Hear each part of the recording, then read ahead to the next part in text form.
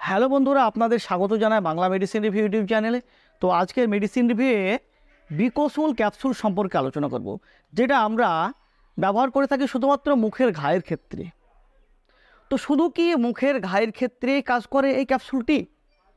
তো না, এই ক্যাপসুলটি থেকেই আমরা আলাদা আলাদা অনেক উপকার, অনেক সুবিধা পেয়ে থাকি। তো আজকে জানবো কি কি সুবিধা পেয়ে থাকি, অর্থাৎ কোন কোন ক্ষেত্রে এই ক্যাপসুলটি ব্যবহার করা যায়, অর্থাৎ আমাদের শরীরে এ কী কী উপকার করে। এছাড়াও এর ডোজ সম্পর্কে, এর সাইড ইফেক্ট যদি থাকে সেই সাইড ইফেক্ট সম্পর্কে বিস্তারিত আলোচনা করব। তো তার আগে আপনি যদি আমার চ্যানেলে নতুন হয়ে থাকেন, চ্যানেলটিকে প্লিজ সাবস্ক্রাইব করে সম্পূর্ণ ভিডিওটি দেখতে থাকুন। তো আজকের আলোচ্য বিষয় যে বিকোসুল ক্যাপসুলটিকে নিয়ে, সেটি মূলত ভিটামিন ক্যাপসুল।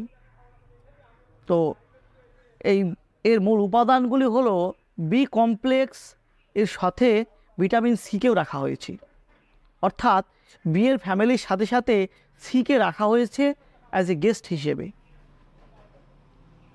তো যেহেতু ভিটামিন কথাটি ব্যবহার করেছি, তো চলুন জেনে নিই ভিটামিনটা কি। ভিটামিন হলো আমাদের শরীরের চাহিদাকে পূরণ করার এমন কিছু কেমিক্যাল, যেগুলো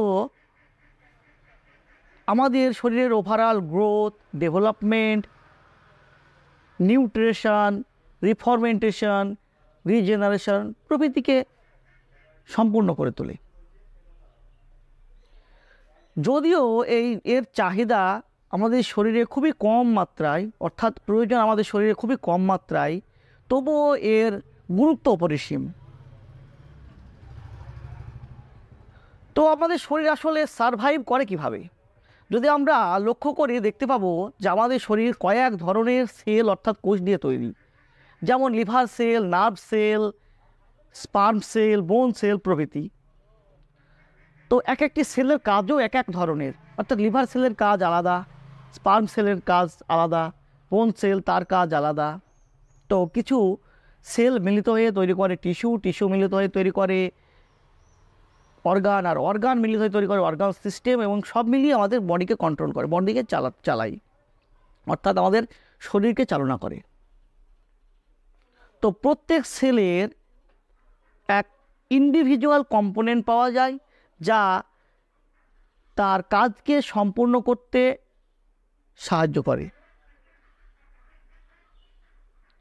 তো কিছু কিছু সময় কিছু পার্টিকুলার ভিটামিন ও ভিটামিনের ফ্যামিলির ঘাটতি দেখা যায়, যার ফলে সেই পার্টিকুলার সেল তার কাজ করতে অক্ষম হয়ে পড়ে, অর্থাৎ ঠিকঠাক কাজ করতে পারে না, যার ফলে আমাদেরকে বাইরে থেকে ভিটামিন সাপ্লিমেন্ট নিতে হয়। চলুন জানবো এই যে বিকোসুল ক্যাপসুল আমাদের শরীরে কি কি কাজ করে, অর্থাৎ কি কি উপকার করে। তো এতে থাকা যে উপাদানগুলি, প্রথমে যেটি আছে সেটা হলো থায়ামিন, অর্থাৎ ভিটামিন বি1, অর্থাৎ ভিটামিন বি1। এই ভিটামিন বি1 সাহায্য করে আমাদের নিউরোট্রান্সমিটার তৈরিতে, আর এই নিউরোট্রান্সমিটার আগে গিয়ে নার্ভ ইনফরমেশনকে এক জায়গায় থেকে আরেক জায়গায় নিয়ে যাওয়ার কাজ করে।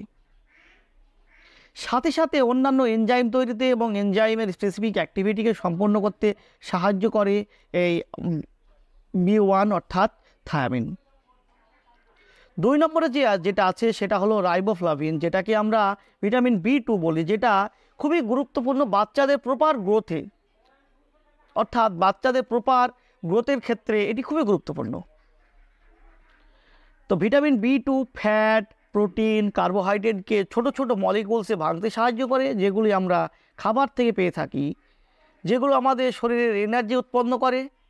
এই যে ফ্যাট আগে গিয়ে different type of hormone, protein receptor ও কার্বোহাইড্রেট এনার্জি তৈরির জন্য রেসপন্সিবল।